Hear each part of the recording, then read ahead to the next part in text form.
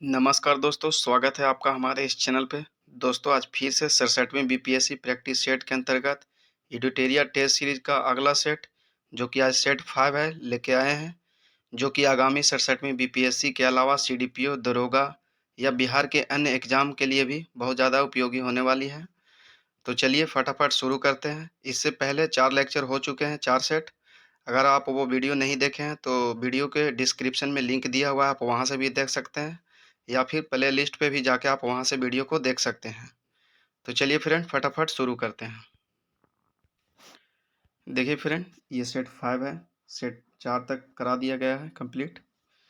तो मैं यहाँ पर ऑप्शन को ज़्यादा डिस्कस नहीं करूँगा क्योंकि बहुत ज़्यादा टाइम लग जाएगा। आप चाहें तो वीडियो को रोक के आप अटेम्प्ट कर सकते हैं, या फिर अगर आपको जल्दी में देखना है तो आप चाहें तो वीडियो का स्पीड बढ़ा के भी वहाँ से देख सकते हैं, उससे भी देख सकते हैं। तो चलिए शुरू करते हैं। देखिए कहता है ब्लू वाटर पॉलिसी अथवा शांत जल की नीति किस पुर्तगाली गवर्नर ने अपनाया था। तो ये अपनाया था कौन? Francisco de Almeida. Francisco de Almeida अपनाया था। और अल्बुकर्क को माना जाता है वास्तविक पुर्तगाली शासक का संस्थापक माना जाता है, यानी वास्तविक संस्थापक माना जाता है अल्बुकर्क को। और वहीं अगर बात की जाए कि जैसे नीनो डी कुन्हा को, जो कि यहाँ पे है नीनो डी कुन्हा, तो अल्बुकर्क ने किया था आदिल शाह से गोवा जीता था। ये भी क्वेश्चन पूछता है, गोवा को जीता था कौन? अल्बुकर्क। लेकिन गोवा को राजधानी किसने बनाया था? तो ये बनाया था नीनो डी कुन्हा। तो ये चीज़ को आप याद रखें, लगातार क्वेश्चन इससे भी पूछे जाते हैं। नेक्स्ट देखते हैं। कहते हैं भारत में न्याय व्यवस्था का जन्मदाता किसे कहा जाता है? न्याय व्यवस्था, तो ये था वारेन हेस्टिंग, यानी कि वार्निंग दिया न्याय के लिए वार्निंग दिया। तो थोड़ा सा आप इसको ट्रिकी करके याद करिए, क्योंकि इतना सारा कुछ रहता है कि हम लोग कन्फ्यूज कर जाते हैं। अगर आप डायरेक्ट याद रखते हैं तो और भी अच्छा बात है। तो हम लोग यहाँ से याद रखते हैं वारेन हेस्टिंग, यानी कि न्याय के लिए वार्निंग दिया था। नेक्स्ट देखते हैं। एशियाटिक सोसाइटी ऑफ बंगाल की स्थापना का मूल्य उद्देश्य क्या था? तो देखिए इसका मूल्य उद्देश्य था क्या था? प्राचीन पुस्तक भारतीय पुस्तकालयों को आंग्ल भाषा में अनुवाद करना। यानी कि जो ब्रिटिश जो यहाँ पर आए थे तो यहाँ के प्राचीन व्यवस्था था, यहाँ के पुस्तकें थे जो कि हिस्ट्री से रिलेटेड थे या फिर आयुर्वेद से रिलेटेड थे, तो बहुत तरह के पुस्तकें थे। तो उन्होंने यहाँ के बारे में जानना चाहा, तो उसके लिए क्या था, एशियाटिक सोसाइटी की स्थापना किया था, समझे। और ये किया गया था कब? 1784 ईस्वी में किया गया था। 1784 ईस्वी में पूछा जाता है। और इसकी स्थापना कौन किया था? विलियम जोन्स ने किया था। तो आप ये भी याद रखें। नेक्स्ट देखते हैं। कहते हैं कौन से एकमात्र गवर्नर जनरल था जिस पर महाभियोग चलाया गया था? देखिए महाभियोग चलाया गया था, किस पे चलाया गया था? तो ये चला गया था वारेन हेस्टिंग पे। वारेन हेस्टिंग पे महाभियोग चलाया गया था, लेकिन ये क्या हुआ थे, वहां से फिर भी वो बाइज्जत बरी हो गए थे। नेक्स्ट देखते हैं। कहता है कि किस विध किस अधिनियम के तहत विधायी कार्यों को प्रशासनिक कार्यों से पृथक कर दिया गया था? तो ये देखिए 1853 का चार्टर्ड अधिनियम। यहाँ से क्या हुआ था, विधायी शक्ति और जो वित्तीय शक्ति है दोनों को अलग कर दिया गया था। विधायी के कार्यों को प्रशासनिक कार्यों से अलग कर दिया गया था, यानी कि दोनों अलग अलग हो गए थे। यहाँ 50-50 के तौर पे हम थोड़ा सा याद रखते हैं, 53 का अधिनियम दोनों अलग अलग कर दिया गया। नेक्स्ट देखते हैं। कहता है किस आंदोलन के शुरू होने से एक माह पूर्व जवाहरलाल नेहरू ने घोषणा की संघर्ष निरंतर संघर्ष, मेरा यही उत्तर है, एमरोवेम क्रिप्स को। तो ये किए थे भारत छोड़ो आंदोलन, जो कि 1942 में हुआ था, तो उस समय किया गया था, यानी कि ऑप्शन सी हो जाएगा। नेक्स्ट देखते हैं। कहता है शिवाजी की कर व्यवस्था निम्नलिखित में से किसके कर व्यवस्था पर आधारित थी? तो ये थे मलिक अंबर पे थे। और ये कितना लेते थे टैक्स? 33% लेते थे शिवाजी। और जो भूमि नापने के लिए क्या व्यवस्था करते थे? काठी एवं मानक छड़ी का प्रयोग करते थे। जैसे ये कोई भूमि है तो इसको मापने के लिए काठी एवं छड़ी का यूज करते थे, ठीक है। तो मलिक अंबर हो जाएगा। नेक्स्ट देखते हैं। 1907 के सूरत अधिवेशन में नरम दल एवं गरम दल के बीच विभाजन निम्नलिखित में से किस कारण से हुआ था? तो देखिए विभाजन होने का जो मुख्य कारण था क्या था? गरम दल और नरम दल दोनों तो लड़ गए थे, यानी कि दोनों में फूट पड़ गया था। लेकिन पड़ा था क्यों? संविधान सभा के मांग के मांग कर रहे थे, यानी संविधान सभा के गठन की मांग कर रहे थे, इसके वजह से ही बात बिगड़ी थी। नेक्स्ट देखते हैं। कहता है भारतीय राष्ट्रीय कांग्रेस के किस अधिवेशन में पूर्ण स्वराज के लिए प्रस्ताव पारित किया गया था? तो ये किया गया था जो कि 45वां अधिवेशन है। नंबर तो नहीं पूछता है, लेकिन हाँ पूछता है लाहौर का अधिवेशन में हुआ था। तो इस तरह से नाम पूछता है, साथ ही ये पूछता है कि कब हुआ था। तो ये हुआ था 1929 में हुआ था, लाहौर में अधिवेशन हुआ था। उसी समय पूर्ण स्वराज पारित किया गया था। और उसी समय क्या था, सवेगिया आंदोलन भी शुरू हुआ था, जो कि 26 जनवरी को स्वतंत्रता दिवस के रूप में मनाने की घोषणा भी किया गया था। 26 जनवरी को स्वतंत्रता दिवस। नेक्स्ट देखते हैं, महात्मा गांधी निम्नलिखित में से किसकी स्थापना दक्षिण अफ्रीका में किए थे? तो देखिए, टॉलस्टॉय फार्म का भी हुआ था, फिनिक्स आश्रम का भी हुआ था, नटाल इंडियन एक्सप्रेस कांग्रेस का भी हुआ था। तो इनमें से हो जाएगा, सभी हो जाएगा, यानी कि एक से अधिक हो जाएगा, सभी नहीं, यानी कि ये और ये। Natal Indian Congress, Tolstoy farm, Phoenix Ashram, ये तीनों को महात्मा गांधी ने किया था कहाँ? अफ्रीका में अथी किया था, स्थापना किया था। नेक्स्ट देखते हैं, खिलाफत आंदोलन के संबंध में निम्नलिखित कथनों पर विचार कीजिए। खिलाफत आंदोलन के संबंध में, तो ये हो जाएगा, इसमें एक भी सही है, दो भी सही है और तीन भी सही है। खिलाफत आंदोलन 1919-20 महात्मा गांधी के नेतृत्व में भारतीय मुसलमानों का एक आंदोलन था, बिल्कुल सही है। खिलाफत आंदोलन मोहम्मद अली और शौकत अली के नेतृत्व में भारतीय मुसलमानों का एक आंदोलन था, यह भी सही है। फिर कहता है 1921 में 396 हड़तालें हुई, जिनमें से 6 लाख कर्मचारी शामिल थे और 70 लाख कार्य दिवसों का नुकसान हुआ, तो ये भी सही है। तो यानी 1, 2, तीनों सही है, तो यानी कि इसका ऑप्शन हो जाएगा, ऑप्शन डी हो जाएगा। नेक्स्ट देखते हैं, कहता है ब्रिटिश ने पंजाब को निम्नलिखित किस वर्ष में अपने राज्य में मिला लिया था? तो ये मिला लिया था 1949 में ब्रिटिश मिला लिया था, और मुख्य रूप से क्या किया था, 3 सदस्यीय कमेटी बना देवल गया था और उन्हीं को शासन व्यवस्था दे दिया गया था। जैसे अगर नाम पूछ सकता है तो हेनरी लॉरेंस थे, हेनरी लॉरेंस एक थे, हेनरी लॉरेंस जिसको दिया गया था प्रशासनिक व्यवस्था। दूसरा थे जॉन लॉरेंस, जॉन लॉरेंस थे जिनको भू राजस्व व्यवस्था दिया गया था। और तीसरा था चार्ल्स मैनन था, यानी चार्ल्स मैनन था जिसको न्याय विभाग दिया गया था। तो ये 3 ही लोग मिलकर पंजाब का शासन व्यवस्था अपने हाथ में ले लिए गए थे ब्रिटिश द्वारा। नेक्स्ट देखते हैं, स्वामी दयानंद सरस्वती ने 1875 ईस्वी में आर्य समाज की स्थापना कहाँ किया गया था? स्वामी दयानंद सरस्वती द्वारा, तो ये देखिए कहाँ किया गया था, मुंबई में किया गया था आर्य समाज, स्वामी दयानंद सरस्वती द्वारा किया गया था। और इसकी स्थापना का जो मुख्यालय बनावल गया था, ये कहाँ, लाहौर में बनावल गया था, लाहौर में बनावल गया था। और साथ ही ये इनसे क्वेश्चन पूछा जाता है, वेदों की ओर लौटो, वेदों की ओर लौटो कौन बोले थे? तो यही स्वामी दयानंद सरस्वती ने ही बोले थे। नेक्स्ट देखते हैं, कहता है नए भारत का पैगंबर किसे कहा जाता है? तो देखिए इस तरह के जो क्वेश्चन होते हैं, राजा राम मोहन राय हो जाएंगे नए भारत के पैगंबर।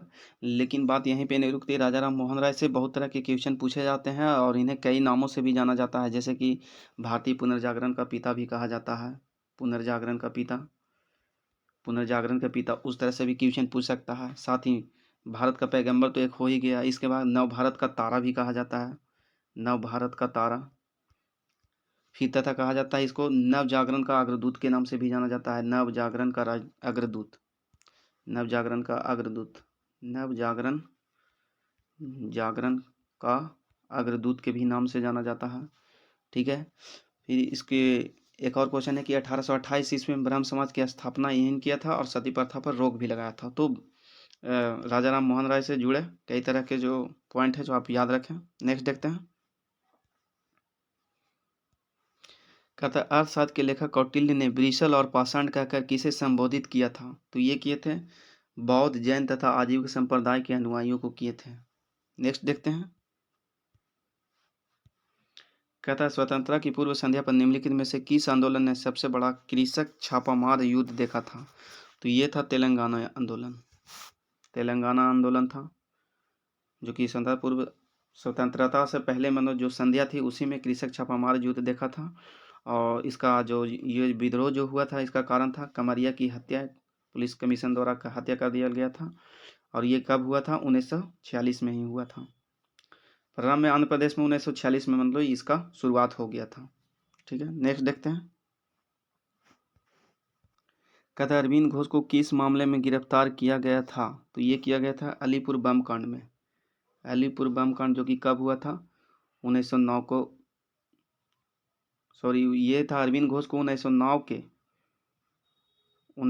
के अनुशीलन समिति के सदस्यों के साथ अलीपुर बम मामले में गिरफ्तार किया गया था। ठीक है ना, गिरफ्तार 1909 में हुआ था।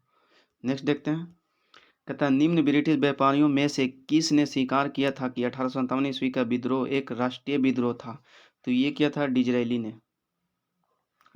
ने किया था। 1857 ईस्वी विद्रोह को तुलना कर दिया था कि ये एक राष्ट्रीय विद्रोह था। नेक्स्ट देखते हैं। कहता है अभिनव भारत नामक संस्था की स्थापना निम्नलिखित में से किसने किया था? तो ये किया था विनय दामोदर सावरकर ने किया था, जिसको बीडी सावरकर भी कहा जाता है। बीडी सावरकर। और महाराष्ट्र सरकार अभी रिसेंटली यही बीडी सावरकर को भारत रत्न देने के लिए आवाज़ उठा रहे थे कि रिसेंट का न्यूज में चर्चा में चल रहा था। नेक्स्ट देखते हैं। कहता है कि 1908 में अंग्रेज द्वारा कैद कर बाल गंगाधर तिलक को कहाँ भेजा गया था? तो ये भेजा गया था कहाँ? मांडले जेल में भेजा गया था, जो कि मांडले अभी कहाँ है? म्यांमार में है। साथ ही आप ये भी याद रख सकते हैं कि बाल गंगाधर तिलक ने ही महाराष्ट्र में जो गणेश उत्सव एवं शिवाजी उत्सव दोनों मनावल गया था, यही शुरुआत किए थे। नेक्स्ट देखते हैं। कहता है हड़प्पा लिपि के बड़े आकार के 10 चिन्हों वाला एक शिलालेख कहाँ से प्राप्त हुआ है? तो ये शिलालेख मिला है कहाँ से? धौलावीरा से मिला है। धौलावीरा से मिला है। नेक्स्ट देखते हैं। कहता है कि 16 महाजनपद की सूची किस स्रोत से मिलती है? तो देखिए ये मिलता है भगवती सूत्र में भी इसका मिलता है, पुस्तक से मिलता है, अंगुत्तर निकाय से भी मिलता है। तो यहाँ से दोनों महाजनपदों के बारे में जानकारी मिलती है, 16 महाजनपदों के बारे में दोनों से। नेक्स्ट देखते हैं, यानी कि इसका ऑप्शन ई हो जाएगा। नेक्स्ट देखते हैं। हुनों का संघर्ष किस शासक से हुआ था? तो ये देखिए स्कंदगुप्त से हुआ था। नेक्स्ट देखते हैं। कहता है कुशल स्थानीय स्वशासन के लिए प्रसिद्ध राजवंश कौन था? तो ये देखिए चोल थे, यानी कि ऑप्शन बी हो जाएगा। तो आप याद कर सकते हैं चोल यानी कि चालू लोग, और जो चालू लोग होते हैं वही कुशल शासन भी करते हैं, तो यही थे। नेक्स्ट देखते हैं। द्वितीय संगम का आयोजन कहाँ किया गया था? द्वितीय संगम का आयोजन किया गया था, द्वितीय संगम, तो ये देखिए किया गया था कपाटपुरम में किया गया था। देखिए संगम का आयोजन ये टोटल हुए थे 3 हुए थे, तो कभी कभी क्वेश्चन इससे पूछ लिया जाता है, तो आप याद रखिए। प्रथम जो हुआ था ये मदुरई में हुआ था, प्रथम हुआ था मदुरई में हुआ था, द्वितीय हुआ था कपाटपुरम में हुआ था, देख ही रहे हैं, और तृतीय हुआ था मदुरई में हुआ था। प्रथम भी मदुरई और तृतीय भी मदुरई, यानी कि 1 और 3 दोनों मदुरई में, जबकि 2 हुआ था कपाटपुरम में हुआ था। नेक्स्ट देखते हैं। कहता है सूची 1 को सूची 2 के साथ संकेलित कीजिए। तो देखिए कहता है कि हुमायूं का मकबरा कहाँ है? तो देखिए ये था हुमायूं दिल्ली में था। शेर शाह का मकबरा लाहौर में था। जहांगीर का, सॉरी शायद मिस्टेक हो रहा, रुक जाइए, यहाँ पे क्या कह रहा? सूची 1 को सूची 2 से मिलाइए। तो देखिए ये हो जाएगा। देखिए हुमायूं का मकबरा दिल्ली में था, जबकि शेर शाह का मकबरा सासाराम में था, जहांगीर का मकबरा लाहौर में था, और अकबर का मकबरा सिकंदराबाद में था। तो इस तरह से था, थोड़े मिस्टेक हो रहे थे, कन्फ्यूजन हो गया था। तो नेक्स्ट देखते हैं। नेक्स्ट कहता है नादिर शाह का आक्रमण निम्नलिखित में से किस मुगल बादशाह के समय हुआ था? तो ये देखिए नादिर शाह का मोहम्मद शाह के समय हुआ था। मोहम्मद शाह के समय हुआ था 1739 ईस्वी में हुआ था। नादिर शाह, जो कि नादिर शाह यहाँ पर आया तो यहाँ पर मयूर सिंहासन को ही लूट के लेकर चला गया। तो यहाँ पर का पूछा जाता है क्वेश्चन कि मयूर सिंहासन पर बैठने वाला अंतिम मुगल बादशाह कौन था? तो ये मोहम्मद शाह ही था। और नादिर शाह को क्या कहा जाता है? ईरान का नेपोलियन कहा जाता है, तो ये भी आप याद रखें, ईरान का नेपोलियन भी की संज्ञा दिया जाता है। नेक्स्ट देखते हैं। कहता है निम्नलिखित में कौन मुगल साम्राज्य का अंतिम बादशाह था? तो अंतिम बादशाह ये हो जाएगा बहादुर शाह द्वितीय था, जो कि अंतिम मुगल बादशाह था। नेक्स्ट देखते हैं। कहता है किस मध्यकालीन शासक ने रुपया का प्रचलन किया था? तो ये किया था शेरशाह सूरी ने किया था, रुपया का प्रचलन किया था। और शेरशाह सूरी ने कबूलियत एवं पट्टा प्रथा की भी शुरुआत किया था। शेरशाह सूरी ने कबूलियत एवं पट्टा प्रथा की भी शुरुआत किया था। कौन? शेरशाह सूरी ने किया था। नेक्स्ट देखते हैं। कहता निम्नलिखित में से किस यात्री ने मुगल कालीन शहरों को शिविर नगर की संज्ञा दिया था? तो ये दिया था बर्नियर ने दिया था। नेक्स्ट देखते हैं। निम्नलिखित में कौन बिरसा मुंडा के आदर्श में शामिल नहीं था? तो देखिए आचरण की शुद्धता था बिरसा मुंडा के आदर्श में शामिल था, आत्म सुधार भी था, एकेश्वरवाद भी था, लेकिन अहिंसा नहीं था, क्योंकि उनका जो आंदोलन था हिंसक रह चुके हैं, तो इसे अहिंसक नहीं होगा। नेक्स्ट देखते हैं, कहते हैं लोटा विद्रोह किस आंदोलन से तुरंत पूर्व की घटना है?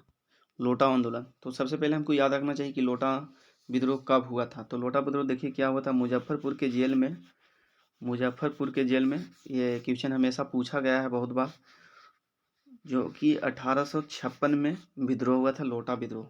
क्योंकि उसको पीतल के लोटे के जगह दिया गया था, मिट्टी का लोटा दिया गया था पानी पीने के लिए, जिसके कारण वो विद्रोह कर दिए थे। तो ये ठीक घटना थी कब, 1857 की क्रांति की पहले की घटना है। नेक्स्ट देखते हैं,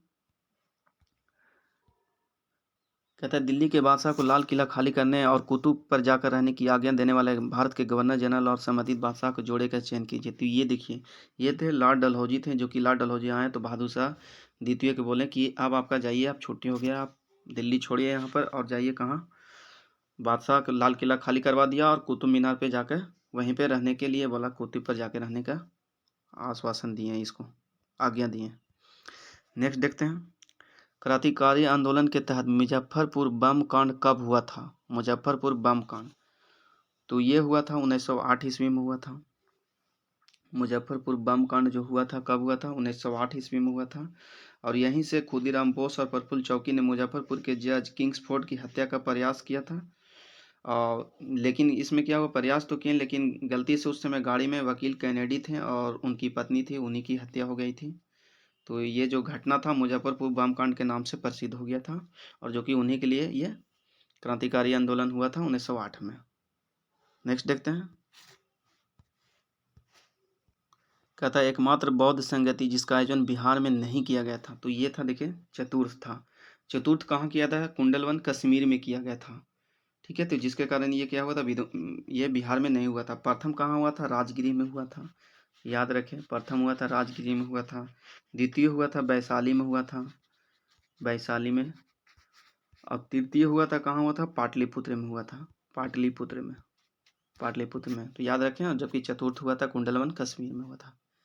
नेक्स्ट देखते हैं, आर एन मल्होत्रा कमेटी संबंधित है। तो देखिए आर एन मल्होत्रा कमेटी संबंधित है, बीमा के क्षेत्र से संबंधित है। नेक्स्ट देखते हैं, कहता है वित्त वर्ष 2020-21 में भारत का राजकोषीय घाटा जीडीपी का कितना प्रतिशत था? तो ये देखिए जीडीपी का था 9.3% था। नेक्स्ट देखते हैं, 15वें वित्त आयोग ने कुल वितरणीय संसाधन कोष में बिहार की हिस्सेदारी वर्ष 2020-21 के लिए तय की है। तो ये की है, पहले था देखिए 9.67% था, जो कि अभी कितना है? 10.06% है। नेक्स्ट देखते हैं, बिहार में बाल बजट की शुरुआत कब से हुई थी? यानी बाल बजट यानी कि बच्चों के जो उत्थान के लिए, मतलब संबंधित, उससे संबंधित कार्यक्रम चलाने के लिए इसकी शुरुआत कब की गई थी? तो ये किया गया था 2013-14 में किया गया था। नेक्स्ट देखते हैं, वर्ष 2020-22 में, वर्ष 2021-22 तक बिहार में बिजली की मांग अनुमानित है, ये है 6900 मेगावाट। यानी कि 21-22 का जो अभी जो सेशन जो चलने वाला है, 21-22 जो अभी चल रहा है, वो होगा 6900 मेगावाट का होगा। नेक्स्ट देखते हैं, ग्रीन बॉन्ड के उभरते हुए बाजार श्रेणी में भारत का स्थान कितना है? तो ये देखिए भारत का स्थान यहाँ पर क्या है? द्वितीय है। जबकि प्रथम स्थान पे कौन है? तो ये है चाइना है, प्रथम स्थान पे कौन है? चाइना। नेक्स्ट देखते हैं, कहते हैं निम्नलिखित में व्यष्टि अर्थशास्त्र के अंतर्गत किसका अध्ययन नहीं किया जाता है? तो ये देखिए व्यक्तिगत इकाई का अध्ययन नहीं किया जाता। नेक्स्ट देखते हैं, कहते हैं जब कुल उपयोगिता अधिकतम होती है तो सीमांत उपयोगिता कितनी होती है? तो ये देखिए सीमांत उपयोगिता क्या हो जाएगा? अधिकतम रहेगा तो 0 हो जाएगा। ठीक है, और वहीं अगर इसका बात किया जाए, यदि इसमें कुल उपयोगिता में क्या होगा, यदि वृद्धि होता तो क्या होता? सीमांत उपयोगिता क्या होता है? ये पॉजिटिव हो जाता। और यदि कमी होता तो क्या होता? नेगेटिव होता, नेगेटिव होता। लेकिन यहाँ पर क्या हो रहा है? अधिकतम हो रहा है, इसलिए क्या हो जाएगा? 0 हो जाएगा। नेक्स्ट देखते हैं, कहता है किस बाजार में सिर्फ एक क्रेता होता है? जहां पर एक क्रेता होता है वो क्या कहलाता है? मोनोप्सी कहलाता है। ये कहलाता है मोनोप्सी, जहां पे खरीदार केवल एक ही हो। नेक्स्ट देखते हैं, कहता है कि कौन सा रीट किसी अवैध व्यक्ति को सरकारी पद से बचाने के लिए किया जाता है? तो ये किया जाता है, क्या किया जाता है? परमादेश किया जाता है। सुप्रीम कोर्ट आर्टिकल 32 के अनुसार यदि हमारा कोई मौलिक अधिकार का हनन करता है तो उसके थ्रू हम कोर्ट में जा सकते हैं। आर्टिकल 72 के तहत क्या करता है सुप्रीम कोर्ट 5 तरह के रिट जारी करता है, उन्हीं में से एक परम आदेश है। नेक्स्ट देखते हैं।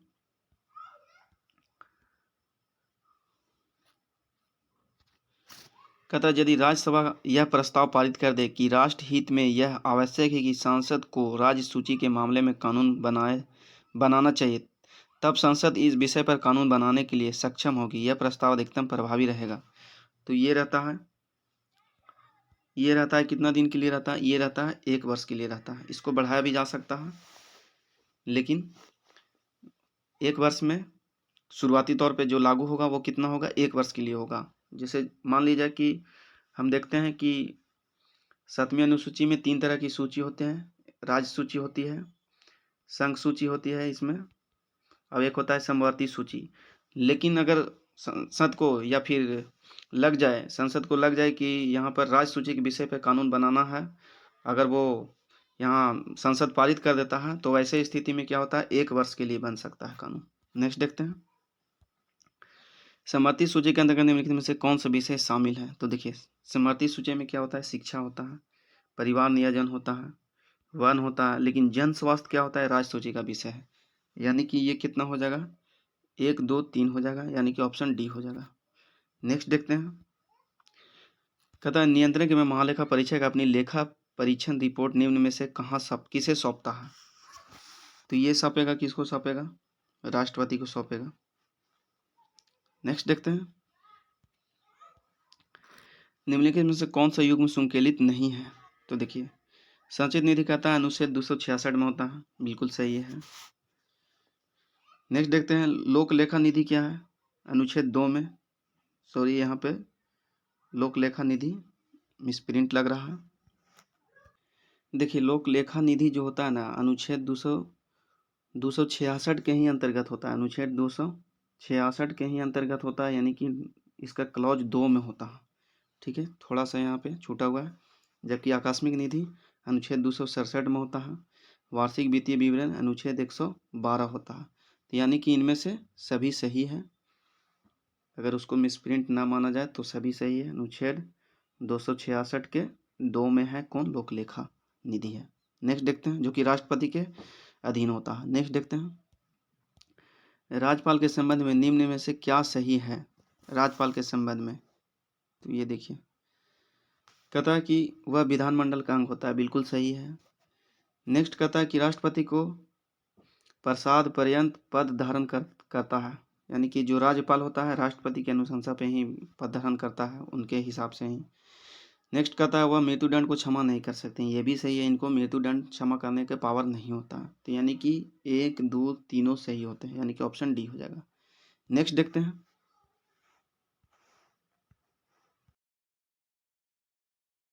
सदन के नेता के पद का उपबंध निम्नलिखित में से किसके तहत किया जाता है?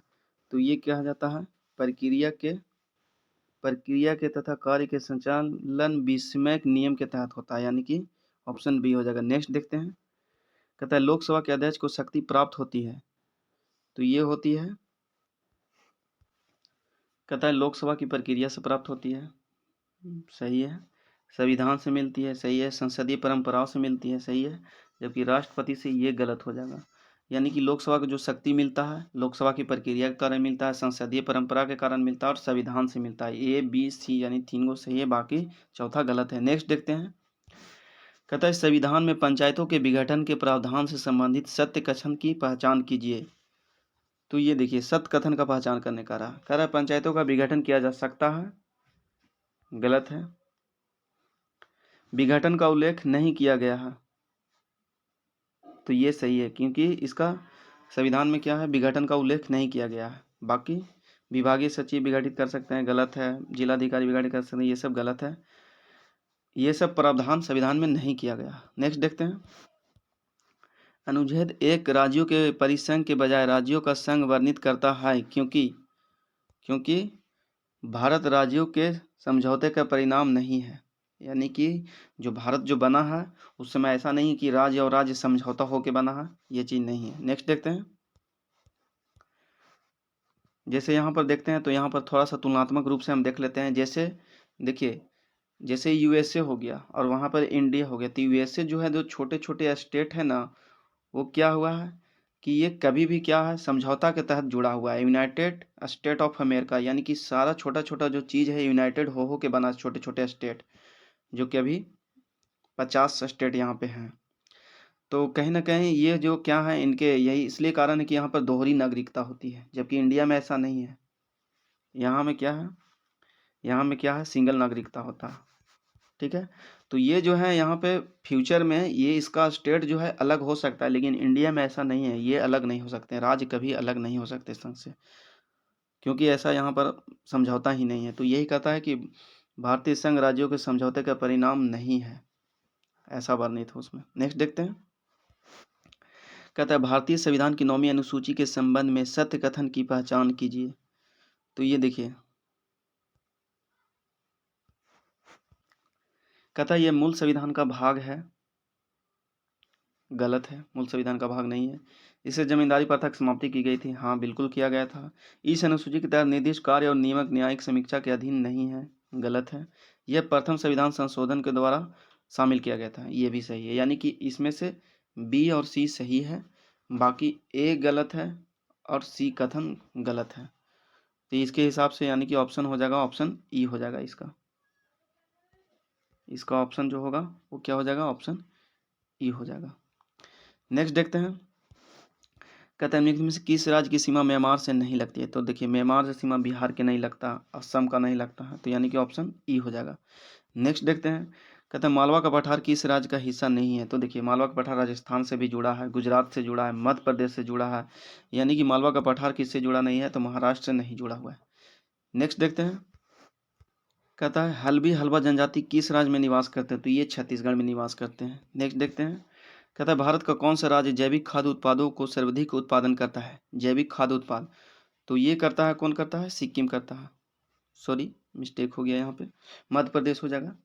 कहता है भारत का कौन सा जैविक खाद्य उत्पादों में सर्वाधिक उत्पादन करता है। तो ये करता है, मध्य प्रदेश करता है। नेक्स्ट देखते हैं, कहता है नाम दफा बाघ आरक्षित क्षेत्र कहाँ स्थित है। तो ये कहाँ है, अरुणाचल प्रदेश में है। नेक्स्ट देखते हैं, कहते हैं भारत में टाइगर राज्य के नाम से जाना जाता है। तो देखिए, टाइगर नाम के राज्य से जाना जाता है कि इसको मध्य प्रदेश को जाना जाता है। नेक्स्ट देखते हैं, भारत की सबसे बड़ी कृत्रिम झील क्या है। भारत की सबसे बड़ी कृत्रिम झील, तो ये देखिए, ये क्या है, डेबर झील है। डेबर झील जो कि क्या है, राजस्थान के उदयपुर में है, और ये क्या है, खारे पानी का झील है, याद रखें आप। नेक्स्ट देखते हैं, कहता है सुंडागर्त किस महासागर में स्थित है। तो सुंडागर्त कहाँ है, तो ये हो जाएगा हिंद महासागर में हो जाएगा। हिंद महासागर में कहाँ हो जाएगा, तो इंडोनेशिया के सुमात्रा के निकट है, यह स्थित है। नेक्स्ट देखते हैं, कहता है निम्नलिखित नदियों में से कौन सी विषुवत रेखा को 2 बार काटती है। तो ये होती है जायरे नदी। जायरे नदी जो होती है विषुवत रेखा को 2 बार काटती है। नेक्स्ट देखते हैं, निम्नलिखित में कौन सा गर्म धारा है। तो गर्म धारा कौन सा है, तो ये है ब्राजील की गर्म धारा जो है, जो कि क्या है, गर्म धारा है। नेक्स्ट देखते हैं, कहते हैं इनमें से कौन सी घाटी हिमालय की क्षेत्र में स्थित है। हिमालय के क्षेत्र में देखिए, तो ये हो जाएगा फूलों की घाटी। और फूलों की घाटी कहाँ किसे जाता है, उत्तराखंड को कहा जाता है, उत्तराखंड। तो अब याद रखें।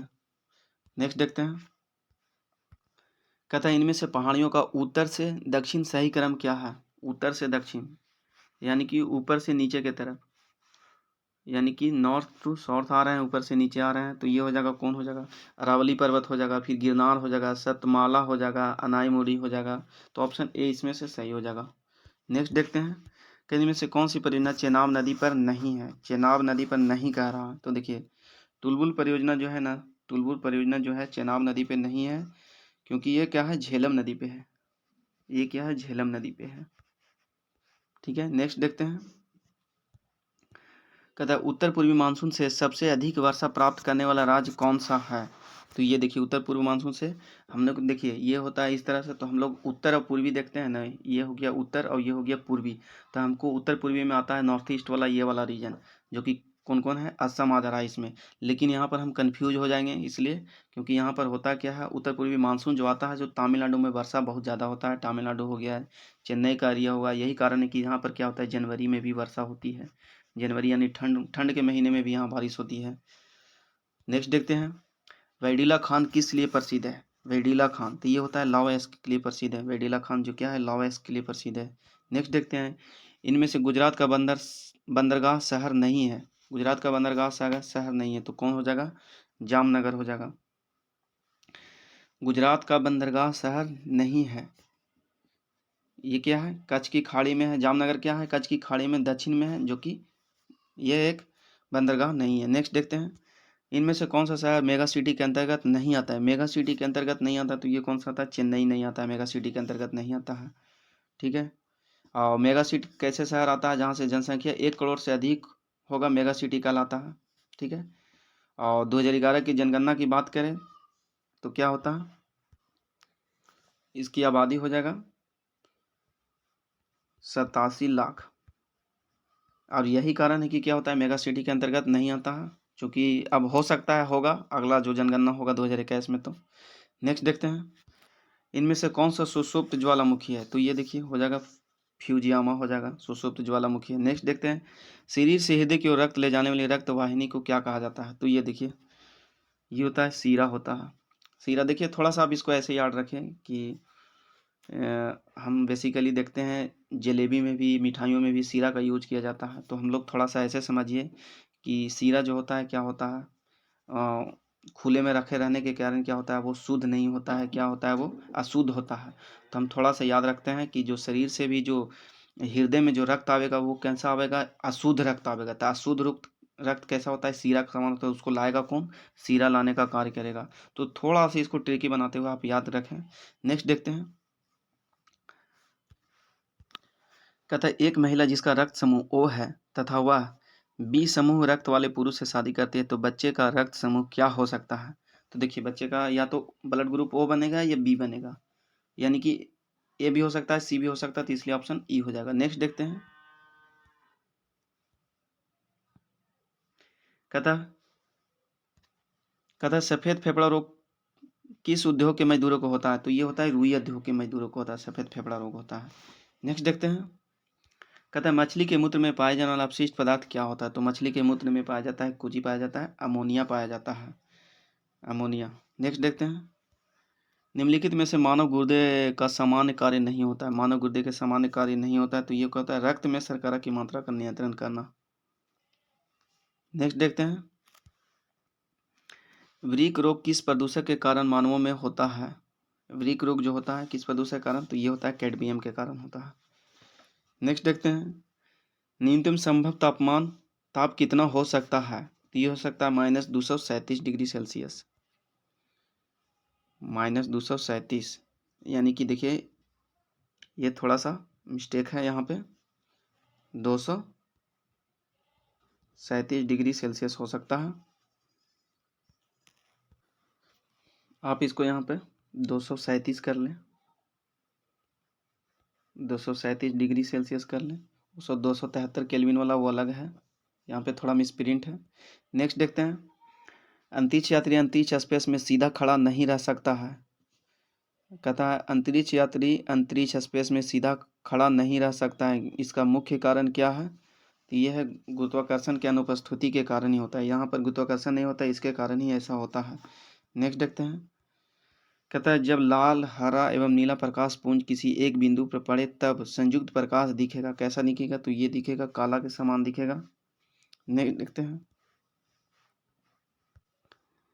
कहता है इनमें से क्या होगा यदि साधारण नमक पानी में मिलाया जाएगा, तो क्या होगा, क्वथनांक भी बढ़ेगा और गलनांक भी बढ़ जाएगा। नेक्स्ट देखते हैं, कहता है दीर्घ रेडियो तरंग के वायुमंडल के किस सतह से परिवर्तित होता है। दीर्घ रेडियो तरंग होता है वायुमंडल किस सतह से परिवर्तित होता है, तो ये होता है आयन मंडल से होता है। नेक्स्ट देखते हैं,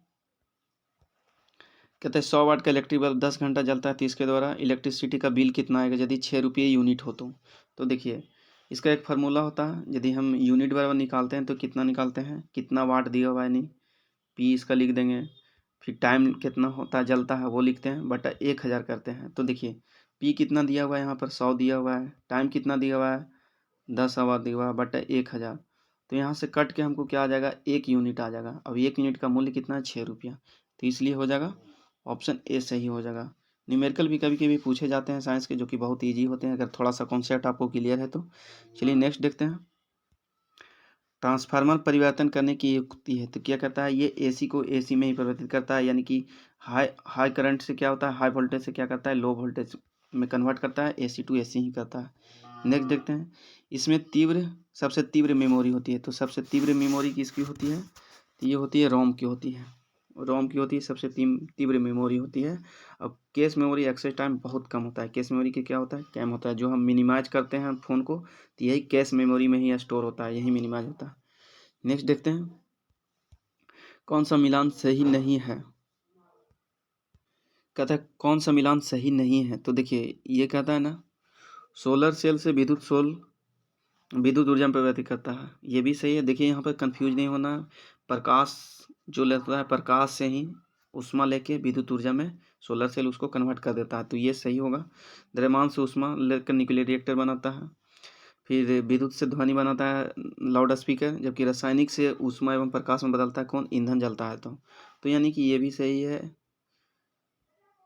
सारे सही हैं, तो इनके ऑप्शन ई हो जाएगा। नेक्स्ट देखते हैं हम लोग, बार्क क्या होता है।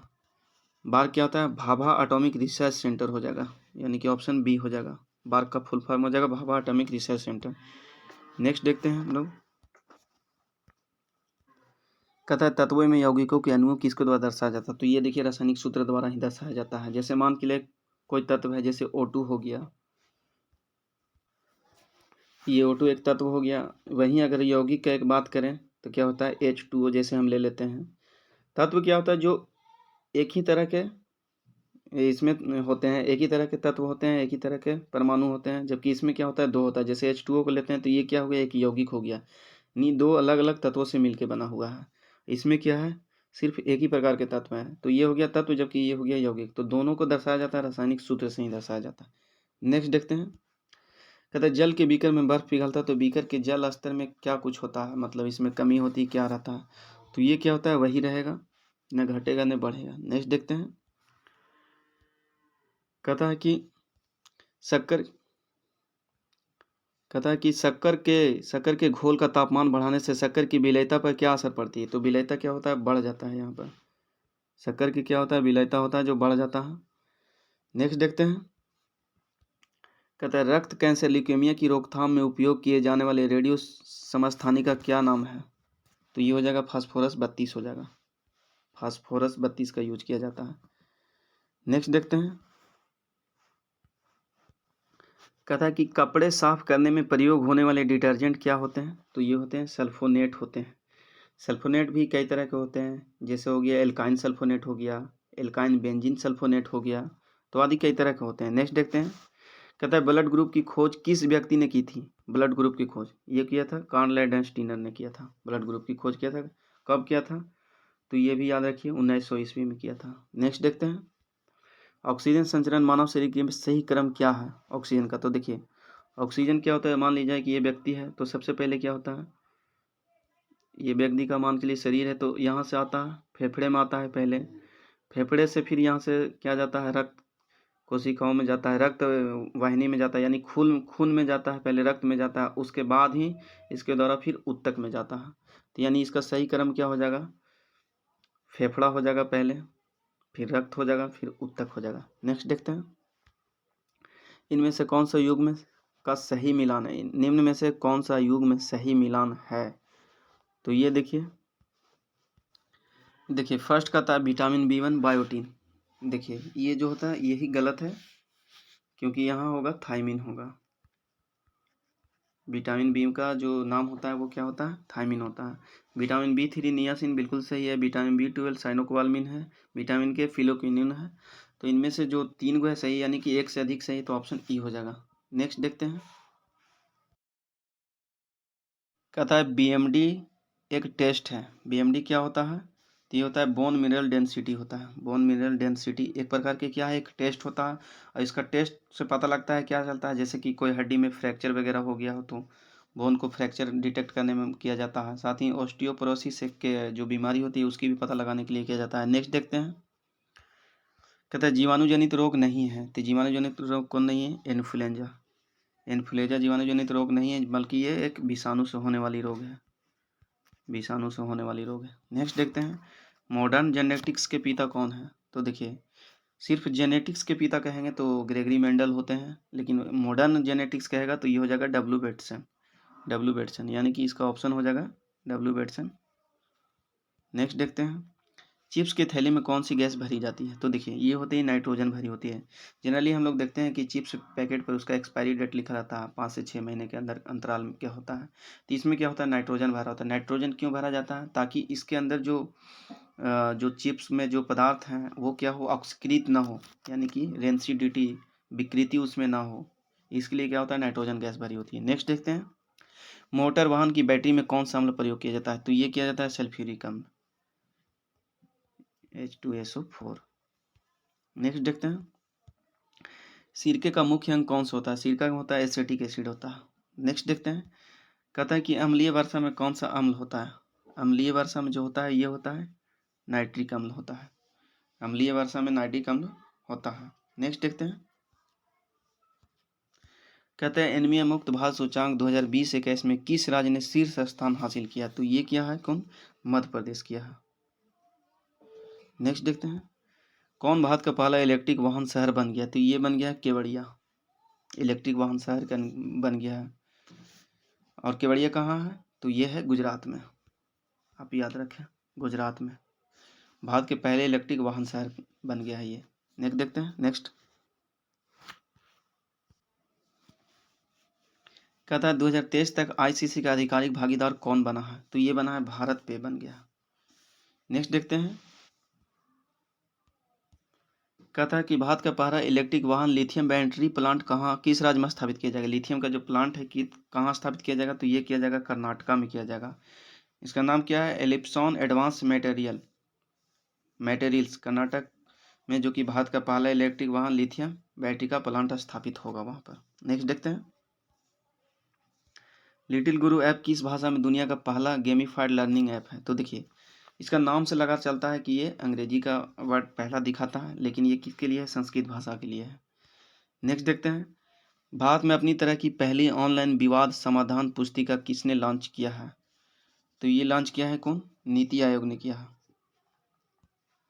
नीति आयोग ने लॉन्च किया है। नेक्स्ट देखते हैं,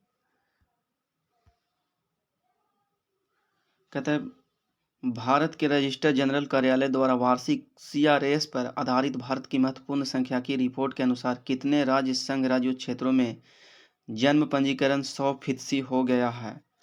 तो ये टोटल हो गया कितना? 14 में हो गया, 14 राज्य संघ क्षेत्रों में हो चुका है ये। नेक्स्ट देखते हैं, कहते हैं फॉरेस्ट स्टॉक को कोविड-19 से मुकाबला के लिए बीमा कवर देने के लिए निम्नलिखित में से कौन सा टाइगर रिजर्व चर्चा में है? तो ये कहाँ है? अरुणाचल प्रदेश के एक टाइगर रिजर्व है जिसका नाम है पक्के टाइगर रिजर्व। तो ये क्या है, अभी कोविड-19 के मुकाबला के लिए बीमा कवर देगा, तो इसलिए ये चर्चा में चल रहा है। नेक्स्ट देखते हैं, कहता है संघाई सहयोग की 21वीं बैठक किस देश में संपन्न हुआ है? तो ये हुआ है किस में हुआ? तजाकिस्तान में हुआ है। नेक्स्ट देखते हैं, कहता है त्रिपुरा और किस राज्य ने नल के पानी का कनेक्शन प्रदान करने के लिए वार्षिक कार्य योजना प्रस्तुत की है? तो ये हो जाएगा सिक्किम, त्रिपुरा और सिक्किम। नेक्स्ट देखते हैं, किस देश ने नूरा अल मतरौसी को अपनी पहली महिला अंतरिक्ष यात्री के रूप में नामित किया है? तो देखिए यूएई की पहली महिला अंतरिक्ष यात्री बनने जा रही है, कौन बनने जा रही है? तो ये है अंतरिक्ष यात्री नूरा अल मतरौसी। नेक्स्ट देखते हैं, नेक्स्ट कहता है सतीश कौल का निधन हो गया, वह पेशे से क्या थे? तो ये थे अभिनेता थे जो कि कॉमेडियन करते थे साउथ इंडियन मूवी में। तो उन्होंने 300 पंजाबी और हिंदी फिल्मों में किरदार कर चुके हैं, तो उनका निधन हो गया, अभिनेता थे। नेक्स्ट देखते हैं, कहते भारत के विशेष आर्थिक क्षेत्र में किस देश ने बिना अनुमति नेविगेशन ऑपरेशन कर नौवहन सुरक्षा नीति का उल्लंघन किया है?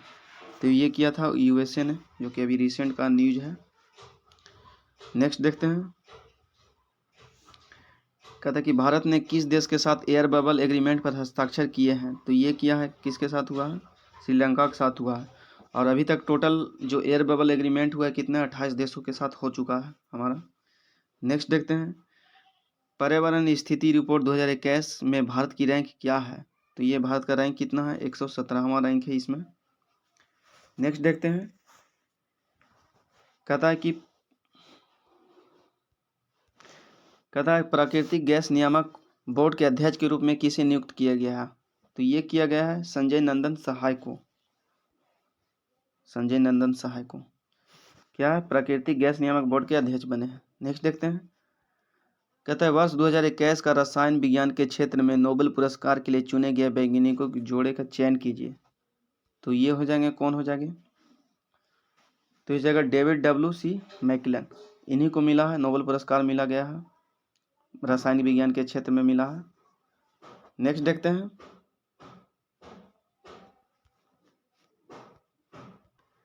कहता है ओलंपिक 2020 में महिला कलात्मक जिम्नास्टिक आयोजन में भारत की एकमात्र प्रतिनिधि कौन रही है? तो ये थी परिणति नायक। जिम्नास्टिक में कौन थी? परिणति नायक। नेक्स्ट देखते हैं। कहता है कि किस भारतीय को अंतर्राष्ट्रीय तैराकी महासंघ यानी फाइना ब्यूरो के सदस्य के रूप में चुना गया है? तो ये चुना गया वीरेंद्र नानावटी को। वीरेंद्र नानावटी को चुना गया है अंतर्राष्ट्रीय तैराकी महासंघ के ब्यूरो के सदस्य के रूप में। नेक्स्ट देखते हैं। किस भारतीय ट्रांसजेंडर इंटरनेशनल ब्यूटी क्वीन ने इम्प्रेस अर्थ 2021-22 का खिताब जीत लिया है? तो ये जीत लिया है नाज जोशी। नाज जोशी, इसलिए इस पे नाज है, यानी देश को इस पे नाज है, इम्प्रेस कर दिया है। इम्प्रेस अर्थ 2021-22 का खिताब जीत लिया है नाज जोशी ने। नेक्स्ट देखते हैं।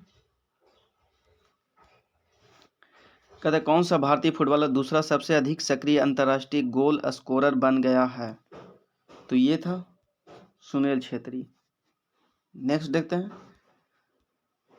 कहते हैं टोक्यो ओलंपिक 2020 जो कि 2020 था, टोक्यो ओलंपिक जो अभी हुआ 2020 में होना था, जो कि 2021 में हुआ है, में नौकायान प्रतियोगिता में भाग लेने में भारत की प्रथम महिला खिलाड़ी नौकायान में भाग लिए। तो ये देखिए, ये है नेत्रा कुमाना।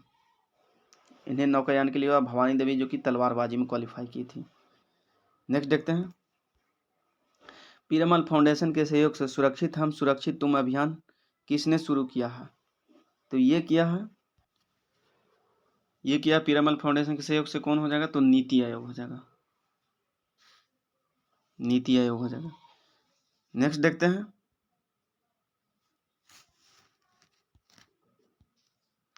भारतीय नौसेना को 24 MS-60 Romeo multi role helicopter में से 2 का पहला सेट किस देश से प्राप्त हुआ है?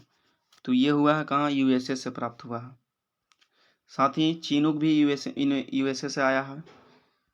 चीनूक आप याद रखें, चीनूक भी था।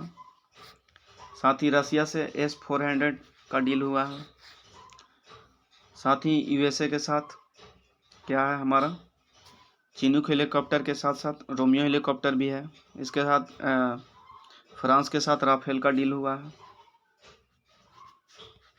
राफेल का डील हुआ है। नेक्स्ट देखते हैं। कहता है मधुबनी जिले की सतघरा विद्यापीठी जीविका महिला सहकारी समिति को अंतर्राष्ट्रीय महिला दिवस पर किस मंत्रालय ने राष्ट्रीय पुरस्कार से सम्मानित किया है? तो इसको किया है ग्रामीण विकास मंत्रालय ने। नेक्स्ट देखते हैं।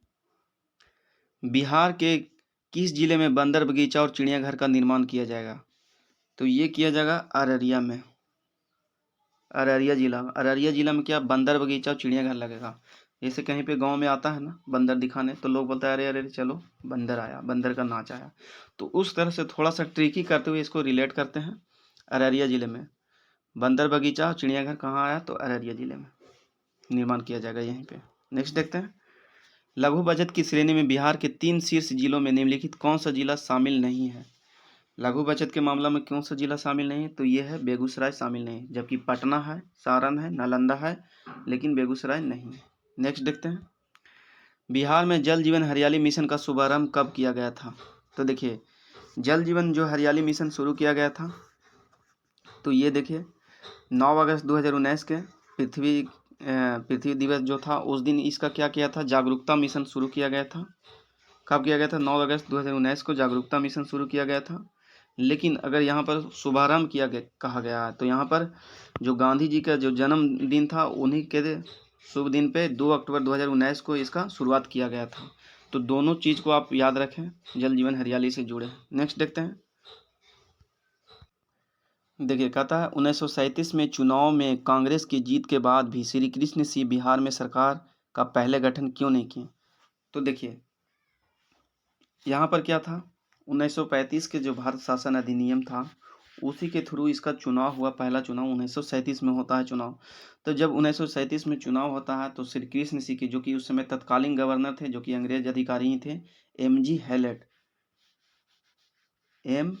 हैलेट थे। याद रखें, हो सकता है एग्जाम में पूछिए। एम जी हैलेट उस समय के गवर्नर थे। इन्होंने जो विधायक दल के नेता श्री कृष्ण सिंह को मतलब इनविटेशन दिए कि आप सरकार बनाइए, लेकिन उनके द्वारा ये आश्वस्त नहीं दिया गया था। वे मंत्रियों के वैधानिक कार्यों में राज्यपाल हस्तक्षेप नहीं करने का आश्वासन नहीं दे रहे थे। यही कारण था क्या कि वो श्री कृष्ण सिंह सरकार नहीं बना पाए। और इसके बाद फिर सरकार कौन बनाए थे? मोहम्मद यूनिस खां सरकार बनाए थे। और फिर जब मोहम्मद यूनिस खां इस्तीफा दे रहे थे उसके बाद श्री कृष्ण सिंह सरकार बनाए थे। तो यानी कि वो क्या था कि वो मंत्रियों के वैधानिक कार्यों में राज्यपाल के हस्तक्षेप करने का आश्वासन चाहते थे। यही कारण है, नहीं आश्वासन मिला था, इसके कारण सरकार नहीं बनाए थे। नेक्स्ट देखते हैं, बिहार प्रादेशिक सम्मेलन का प्रथम अधिवेशन निम्नलिखित में से किस स्थान पर किया गया था? तो ये किया गया था प्रथम पटना में किया गया था। बिहार प्रादेशिक सम्मेलन का प्रथम अधिवेशन पटना, प से प्रथम, प से पटना। तो थोड़ा सा आप रिलेट करें इसको। अप्रैल 2021 में पद पर रहते हुए बिहार के किस मुख्य सचिव की मृत्यु हो गई थी? तो ये था दीपक कुमार सिंह। नेक्स्ट देखते हैं, कहते हैं हाल ही में पुरातत्व सर्वेक्षण विभाग ने बिहार के किस स्थान पर खुदाई की अनुमति दे दी है? तो देखिए, ये है चिरांद है जो कि सारण में, और यहाँ कहाँ नवपाषाण काल का अवशेष मिला था यहाँ पर। तो याद रखें इसको। वहीं बात किया जाए तेल्हारा जो कि नालंदा में पड़ता है, तो यहाँ भी यानी कि चिरांद और तेल्हारा दोनों में अभी खुदाई के लिए इसका परमिशन मिल चुका है। तो यहाँ पे खुदाई होगा। नेक्स्ट देखते हैं, यानी कि इसका ऑप्शन हो जाएगा, ऑप्शन ई हो जाएगा। तो ऑप्शन ए में ए वाला भी सही हो जाएगा, यानी कि चिरांद में होगा और तिल्हारा नालंदा में भी होगा। नेक्स्ट देखते हैं, उजाला योजना की शुरुआत बिहार के भोजपुर जिले में से कहाँ पर आरंभ हुआ? भोजपुर जिले में किसके द्वारा आरंभ हुआ था? तो ये हुआ था आर.के. सिंह के द्वारा, जो कि केंद्रीय मिनिस्टर थे आर.के. सिंह। उनके द्वारा किया गया था। केंद्रीय ऊर्जा मंत्री थे, ऊर्जा राज्य मंत्री थे, जिसके अंतर्गत क्या होता था कि 10 रुपया में आपको LED बल्ब दिया जा रहा था। नेक्स्ट देखते हैं, कहते हैं बिहार के कितने जिलों में चाइल्ड फ्रेंडली कोर्ट खोले जाएंगे? तो बिहार के खोले जाएंगे ये 11 जिलों में कोर्ट खोले जाएंगे। कौन कौन जिला है? तो आप इसको याद रखें, जैसे भागलपुर हो गया, पूर्वी चंपारण हो गया, गया हो गया, कटिहार हो गया, मधुबनी हो गया, मुजफ्फरपुर हो गया, नालंदा हो गया, पटना हो गया, पूर्णिया हो गया, रोहतास हो गया, एवं पश्चिमी चंपारण में भी खोला जाएगा। नेक्स्ट देखते हैं, कहता है हाल ही में बिहार में सस्पेंशन ब्रिज का निर्माण कहाँ किया गया है? सस्पेंशन ब्रिज, तो ये किया गया है अभी जो कि बहुत ज़्यादा चर्चा में है, ये किया गया है राजगीर में, जो कि नालंदा में पड़ता है। और ये बनाया गया है किसके तर्ज पे? इंग्लैंड में है क्लिफ्टन, इंग्लैंड के क्लिफ्टन की तर्ज पे बनावल गया है यहाँ पर सस्पेंशन ब्रिज। और इसके लिए क्या किया गया है कि 2 गो जो पर्वत है उन दोनों के बीच श्रृंखला को आपस में जोड़ा गया है। झूला पुल से एक बार में 100 लोग मतलब इधर से उधर आ जा सकता है। नेक्स्ट देखते हैं, इनमें से किस जिले की सीमा झारखंड के स्पर्श नहीं करती है? तो झारखंड को स्पर्श नहीं करता है, तो ये कौन है? कैमूर हो जाएगा। कैमूर नहीं करता है, स्पर्श नहीं करता है झारखंड के। बाकी कटिहार भी करता है, नवादा भी करता है, औरंगाबाद भी करता है। तो फ्रेंड यहाँ पे देखिए, ये चूँकि 10 इसमें न्यूमेरिकल होते हैं, मैथ होते हैं, जिसके लिए हम अलग से सीरीज लेके आ रहे हैं, तो चैनल के साथ बने रहें। ये थे जो कि शानदार सेट 5 का 140 क्वेश्चन थे। तो लगातार इसका 15 सेट आएंगे चैनल पे, तो आप चैनल के साथ बने रहें। अगर आप इसका रिवीजन कर लेते हैं तो संभवतः 50 से 60% क्वेश्चन आपको इसी सेट से आने को मिल सकते हैं। तो वैसे ही चैनल के साथ बने रहें। तो चलिए मिलते हैं इसका नेक्स्ट सीरीज में, जो कि पार्ट 6 होगा। तो चलिए, तब तक के लिए धन्यवाद।